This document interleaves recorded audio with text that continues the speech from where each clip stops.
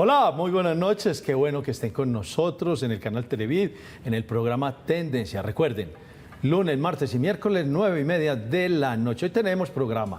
Y un programa, no que el invitado nos venga a preocupar con el tema, no. Es que los colombianos estamos impávidos llevándole el ritmo a un gobierno que habla de Israel, que habla de Ucrania, que habla de Palestina, que habla de Rusia, que habla de las elecciones en Colombia, se mete, y las reformas por allá votándose en silencio por parte de los partidos de gobierno y la verdad es que no estamos parándole bolas a esto. Hemos invitado sin duda a uno de los mejores congresistas que tiene la Cámara Baja en Colombia. A mi manera de leerlo, pues respeto mucho al que escojan nosotros, pero para mí es uno de los mejores congresistas de Colombia. Hernán Cadavid, abogado, profesor universitario. Hombre, qué bueno tenerlo con nosotros. Profesor, pues buenas noches y aquí estamos nuevamente y un saludo muy especial para que hablemos de estos temas que son tremendamente importantes y a veces pasan bajitos en el radar. Sí, de agache está pasando la salud. Usted hizo un video. Lo vi y tiene una profunda preocupación en que se están pasando eso a los, no sé si a los trancazos, no sé si a mermelada, pero algo está pasando porque algunos medios nacionales como que no le paran bola a eso. Esta semana llegó a China el señor presidente. Está tuiteando, bueno, X, ¿cómo se le llama ya eso? Ya, la antigua Twitter, ahora X. Sí, entonces está exixiando hoy el señor presidente o ayer o antier y llegó a hablar de Israel. Pucha, pero y mientras tanto el Congreso empuje. ¿Qué es lo que verdaderamente está pasando con las reformas? Laboral, pensiones y la de la salud. Y otros temas más, profesor, pero para que hablemos sobre esas materias, pues primero hay, digamos, lo de fondo y luego como lo político que lo acompaña. Lo de fondo, pues evidentemente que el país necesita mejorar condiciones de salud, el sistema de salud puede mejorar, necesita cambios en algunos aspectos sustanciales. ¿Quién dice que no? La pregunta es si la reforma que está presentando el actual gobierno es el cambio que necesita la salud y evidentemente no. Y muy rápidamente decirle, lo que está haciendo no es un cambio, es un desmonte del sistema de salud actual. No concibe el modelo de aseguramiento, tiene una rabia contra el sector privado, no le gustan las EPS por ser del sector privado y nos quiere retornar casi al modelo de lo que era el viejo seguro social. Usted recordará y muchos de los que nos están viendo. Y en esa discusión nos hemos llevado ya varios meses, desde que empezó el gobierno, ha tenido un gran desgaste, ha sacado inclusive ministros, o la ministra Corcho en su momento, y ahora empiezan a lograr, digamos, una especie de mayorías, no de una manera muy concertada por los argumentos, sino a nuestra manera de verlo, más por la presión política y seguramente por las prebendas. Entonces preocupa mucho que hoy ya la discusión sobre la reforma a la salud, sobre si usted convierte a las EPS en llamadas gestoras de vida y salud, sobre quién va a gestionar el riesgo en salud, sobre quién va a recibir a todos los pacientes cuando ya una EPS no vaya a estar. Todas esas discusiones técnicas están pasando de agache y todo está botándose a una velocidad que nos preocupa mucho. ¿Por qué? Yo tengo que decir lo que nos parece que hay arreglos burocráticos por parte del gobierno nacional con sectores políticos. Pero eso es como... es que uno como profesor universitario y abogado y después de estudiar tantas cosas en la vida, a uno le parece tan extraño eso. ¿Por qué el Congreso se presta para eso? Es que más allá de la mermelada o de la burocracia y las prebendas del gobierno, ¿qué es lo que pasa por la cabeza de un congresista para rechazar una buena reforma y concertada por unos puestos? Profesor, déjeme hablarle a las personas que nos están viendo casi como si hubieran hecho el favor de invitarme a su casa y contarles en una sala que hay 189 representantes a la Cámara, muchos de ellos de regiones muy apartadas. Poco les importará la discusión técnica. Llega un sector del gobierno y les dice, a usted le va a entregar este hospital, del cual derivará luego el sustento económico para sostenerse en el cargo en las campañas políticas. Eso es lo que está sucediendo. Adiós discusión técnica, adiós discusión sobre si el sistema de salud es conveniente reformarlo en los términos en que está sí o no. Adiós discusión sobre si los denominados CAPS, que es una figura que trae este texto, que se llama Centro de Atención Primaria en Salud, que es una especie de centros de salud que van a ubicar en los municipios, pero que uno no sabe va a estar integrado por quién, qué tipo de especialistas, quién los va a financiar. Adiós esa discusión. Votan y el problema y la incertidumbre es para la mayoría de colombianos. 50 millones de colombianos hoy están en el sistema de salud, bien sea en el régimen contributivo o bien sea en el régimen subsidiado, que es lo que comúnmente conocemos como, yo estoy en el CISBEN. Sí. Ese es el subsidiado. Van a desaparecer esas denominaciones. Dicen que quieren igualar. Hoy mucho de ello funciona así, profesor. En la mayoría de casos a una persona que tiene con qué pagar, la reciben y la atienden en una clínica que recibe también y atiende al que no tiene cómo pagar. Que ya hay otros niveles, que la medicina prepagada, etcétera. Pero hoy la discusión para decirle a la familia colombiana, antioqueña, a los que nos están viendo, no es una discusión técnica de la conveniencia del mejoramiento del sistema o qué cambiamos o qué mejoramos, sino que está imponiéndose una visión ideológica del gobierno que no le gustan las EPS, como no le gustan los privados en los sistemas de transporte, ni en los servicios públicos, ni en ninguna otra parte, y quieren eliminar por capricho ideológico, no técnico, lo que hoy funciona. Desde esa perspectiva quiero preguntarle algo en el tema de salud. ¿Quién va a responder por los riesgos de Pedro Pérez en Guaviare? Primera pregunta que hemos hecho al gobierno y que no han sabido contestar. Quiero decirle esto, profesor. De 12, 13 EPS importantes en el país, las de mayor renombre, para no mencionarlas, cada uno sabrá en su casa qué EPS tiene, les hemos preguntado si financiera y administrativamente les sirve convertirse en esas figuras que el gobierno dice tratar de llevar. Ya no se llama EPS, sino gestora de vida y salud. Todas han dicho no nos interesa. Entonces la reforma no dice, a partir de la entrada en vigencia de la reforma se acaban las EPS, no lo dice. Dice se transforma, pero es una muerte lenta, las va asfixiando, las va apagando. ¿Qué terminará sucediendo en nuestra forma de verlo? Quieren dejar una gran EPS pública, que para el caso sería la nueva EPS, y empezar a recibir a 50 millones de colombianos en los próximos 3, 4, 5 años. No es capaz el Estado de administrar eso. No es capaz de tener ese principio de especialidad, de resolver, de gestionar el riesgo de salud de 50 millones de personas una sola EPS. Es lo que va a terminar sucediendo. Pero son engañosos en la respuesta. Presidente, ¿usted va a eliminar las EPS? No, las va a transformar, las va a matar. Y esa es una de las grandes preocupaciones, agregando, profesor, que todos esos cambios, la construcción de los supuestos CAPS, la transformación en una nueva EPS, que llevar la salud no sé dónde, cosas que ya hoy se sabe que tiene que suceder, le costaría, proyectado al país, alrededor de 10 billones de pesos al año. Pero cuando se le ha preguntado al Ministerio de Hacienda, oiga, pero usted tiene esa plata en el bolsillo para implementar eso. Y no la tenemos. Ustedes no tienen lo que se denomina el certificado, el chuleado del Ministerio de Hacienda para discutir el valor de la reforma. No lo tienen. En este momento. No existe. Y le dijimos... Pero eso es inconstitucional. Pero además inconcebible, porque lo que van a terminar haciendo es creando un problema de incertidumbre al sector de la salud en el país. El paciente hoy está preguntándose allá en la sala de su casa, ya en su habitación, sentado en su mueble, en su cama, en su silla, diciendo, entonces se va a acabar mi EPS y ¿quién sigue con mi tratamiento de diabetes, de cáncer, de cualquiera de estas enfermedades complejas? ¿El gobierno ha dado una tranquilidad a los pacientes frente a eso? No la ha dado.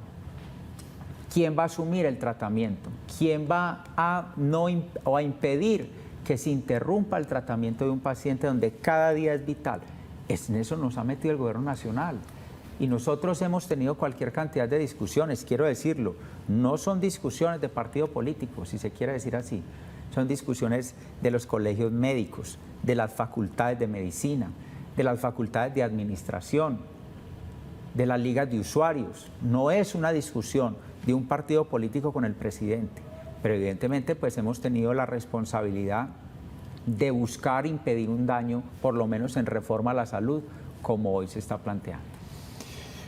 Venga, quiero, a ver, digámosle a los televidentes lo siguiente. La EPS responde por los riesgos, hoy por hoy, ante las IPS, hospitales o clínicas, sin duda. Entonces, por eso es que le manda, hay cirugía para Pedro Pérez, entonces la EPS revisa, muéstremela y dice, vamos. Claro. Si pasa algo, responde la EPS. Correcto. Tendría que demandar yo o el señor Pedro que está en Guaviare, la familia de Pedro, si le pasa algo, ¿a quién demanda? ¿Al departamento? ¿Al municipio? ¿A quién? Esa es una de las complejidades, inclusive porque hoy el pagador único que establecería la reforma es el ADRES. Sí. Entonces crearía un gran monstruo pagador que tienen que ampliarle toda una nómina multimillonaria para concentrar todo el pago del servicio de salud directamente a hospitales desde el gobierno nacional. Eso se vuelve un monstruo inmanejable. No, administrativamente no es posible que eso pueda fluir bien.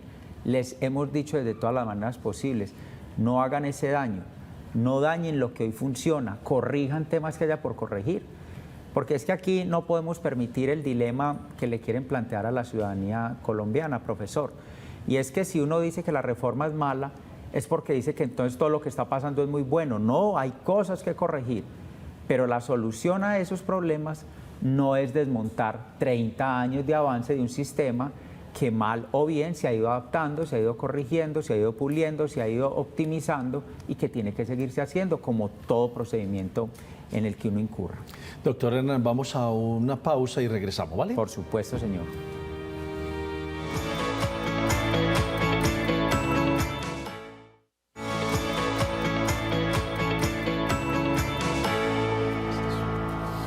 Gracias por continuar con nosotros en el programa Tendencias. ¿Por qué no hablamos de la pensional? Viene con unos problemas también, los empresarios, los privados, los fondos de pensiones también diciéndole pare, revise esto, revise lo otro. Antes de entrarnos ahí en los pilares, en los 3 salarios mínimos que hay que, en fin, todo eso. ¿Por qué el gobierno, más allá de la ideología, no escucha? ¿Por qué se cierra como se cerró la Corcho? Sí. Como está cerrándose Jaramillo, cómo se cierra el ministro de Hacienda y cómo se cierra el ministro de Minas y Energía, Sí. cómo se cierra el gobierno ante Ecopetrol, etcétera, tanto que la Unión Sindical Obrera, la USO, pues ha salido al corte a decir vas a meter las patas porque se va a acabar la plata y no vas a tener cómo responder. Ya les preocupa, ¿no? Ya les preocupa, sí. ¿Qué es lo que pasa más allá de la ideología? Doctor Hernán, usted que está allá en Bogotá, ¿por qué desoyen tanto? ¿Por qué es tan fácil desoír y no estructurar una manera de llegar a unos acuerdos nacionales? Hablaron de un acuerdo nacional, ¿no? Sí, lo hablaron, pero sus actitudes son distintas a un acuerdo. Hablan de acuerdo, pero sus actitudes son de desacuerdo nacional. Yo, digamos, tengo una lectura. No quiere decir que esta sea la verdad, pero digamos lo que yo he podido apreciar es que el gobierno tiene un liderazgo, el presidente tiene un liderazgo tóxico, no es un liderazgo convocante, es una postura de imposición, no de concertación. Y cualquier concesión que pueda hacerse, él la entiende como una cesión a los intereses diferentes a los que lo eligieron a él. Es decir, en conclusión, es una postura política e ideológica.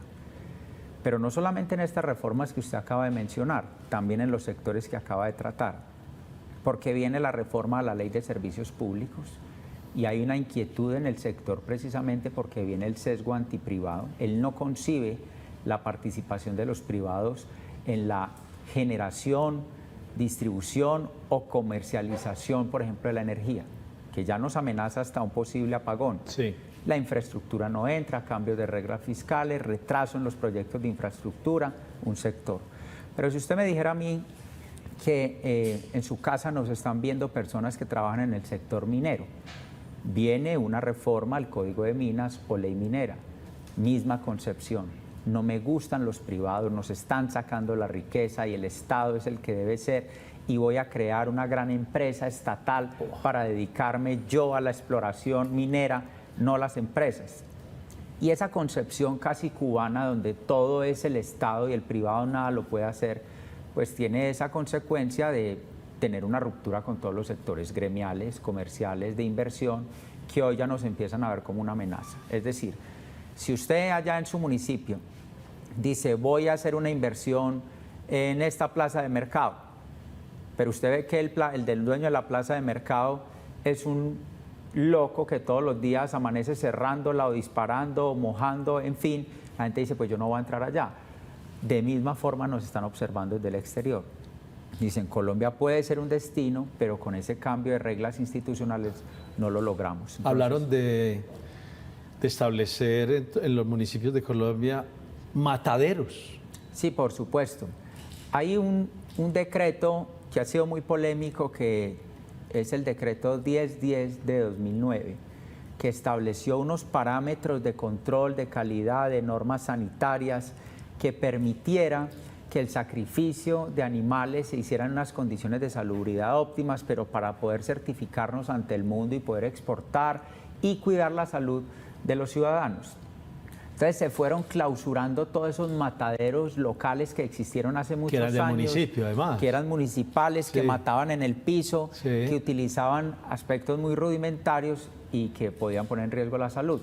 El gobierno termina diciendo, es decir, 2009, a la fecha, las inversiones, los avances, las calificaciones, todo lo que se logró, el gobierno dice, no, ¿sabe qué? Volvámonos a los mataderos. No, eso es de locos. Entonces, un poco esa es la forma de proceder con el gobierno, y así es el tratamiento en el que se han metido con cada una de las reformas. Usted me acaba de mencionar lo pensional, lo laboral todavía más grave, en mi opinión, y bueno, pero usted es el que conduce, profesor. Óigame, congresista, vamos a lo laboral. No, perdón, estábamos en lo pensional. Quería preguntarles lo siguiente.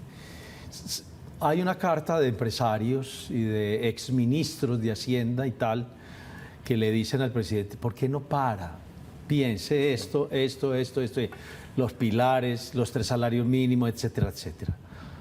Pero ya hemos dicho, y ya lo dijo bien ustedes, que es un tema muy ideológico y odiando la empresa privada y tal, entonces es difícil.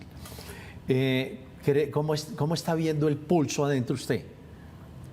Profesor, tal vez de las 3 reformas... Bueno, pero discúlpeme, Sí. Pregunto el pulso dentro del Congreso, es lo que Sí. le estoy preguntando al congresista. Sí, digamos, de las 3 reformas que más han llamado la atención, salud, pensional, laboral, pareciera que la que menos oposición o problemas pareciera tiene es la pensional. No es del todo cierto, pero digamos, ha ido llevando un avance. Lo digo rápidamente, hay que hacer unas reformas al sistema de pensión.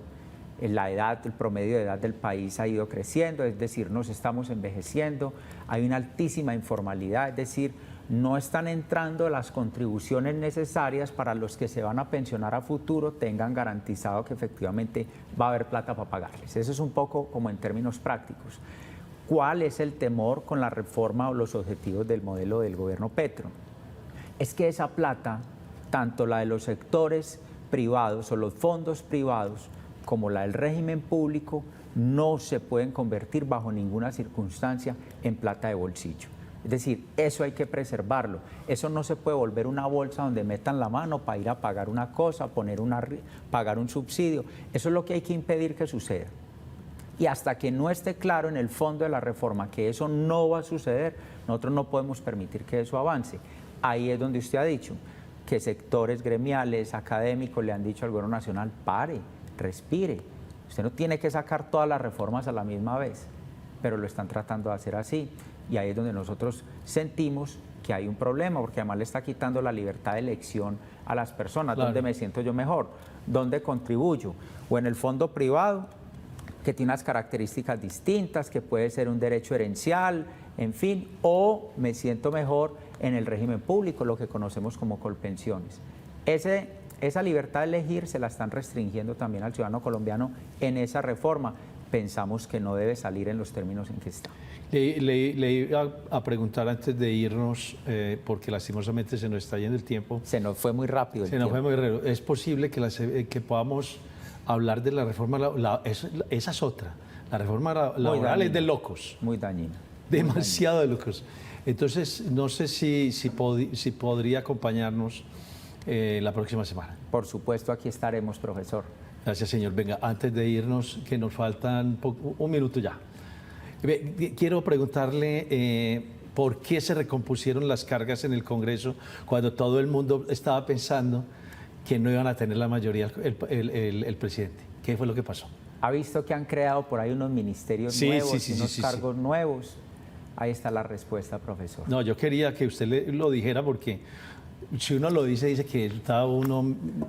que no, que eso es inquina, no. Lastimosamente hoy hay una clase dirigente que tiene unos números mayoritarios en el Congreso que atienden es al criterio del interés personal y no de los miles y millones de colombianos que tienen hoy preocupaciones. Esa es la verdad y me hago responsable, por supuesto, de lo que estoy diciendo. Tenemos un Estado muy pesado todavía y si vamos a crecerlo a punto de búsqueda de una aprobación en el Congreso, ¿no se nos vuelve más complicado eso para bajarlo?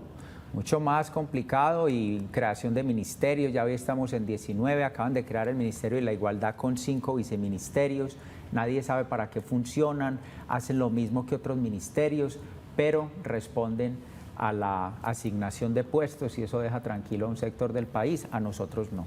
Doctor Hernán Cadavid, congresista de la República, gracias por acompañarnos hoy. Profesor, muchas gracias a usted, buenas noches a todos y aquí muy contento en Tendencia, seguimos hablando. Muchas gracias, señor. Sigan con la programación de Televid, nos vemos en la próxima Tendencias con todos los mejores temas de opinión de Colombia, de Antioquia y de la ciudad de Medellín.